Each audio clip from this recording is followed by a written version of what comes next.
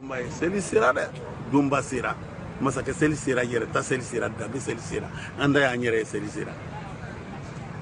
o konona na sana ala sibiri jira na sibiri no bi ben to abo kalo tile mwa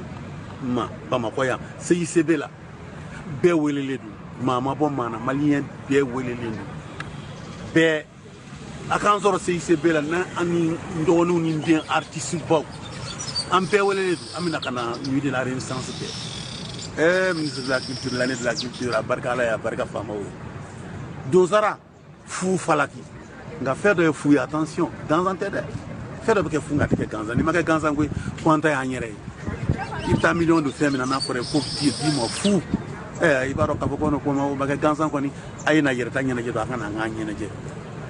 Donc il a la pau, folie qu'elle a pau. Donc elle a pau. C'est ICB là. Masaka usigile Malien usigile ambare na sigile ni maoma ni mata ibla kanisa odo woro karle bishu sama bona roka ko nyer la kwanta ya nyere parabikana nyedo tikana wallahi anga masaka wani che Malien ani chia ka basigila ani chia ka tika di nyamala aina ngantulu anga nyene ya kwanta ya nyere bende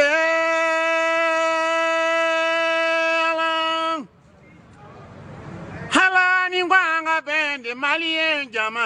abeba do bengoro kade ala ben ne ba fo Malien unye anga ben severo bende kadi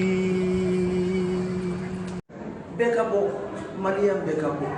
bende septembre amba dum ka ado kanga yerma horoya dirama kalumina o de kalufila bela jele kako kanya kanu ba ni mi tora ko ni sa parce que abe kuma mezina amadi kanu ras la bumbale wulu ko la bumbale Malien ko la bumbale karodia au tarodia ante badenya fu karodia ko la bumbale nenu ko la bumbale Malien nenu ko la bumbale karodia anga badenya fu karodia Malien chema ani musulman makwate numéro 1 de Kando ani wele bla Mali din chema ani musulman demise ani mokokoroba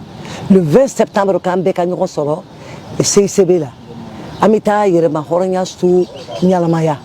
le ma horonya stu nyalamaya jume Malika independence donde do ni donye dulman bay okma wele bla la jeluma ka wele bla artisuma ka fara Malien din bela jelinga ambe kata nyoko soro CCB la ka le septembre fêté ka fêter faut ka fêter avec éclat donc an ba yini mo fe ma shikelen kana toko okuma Malien de chemani musulman aywa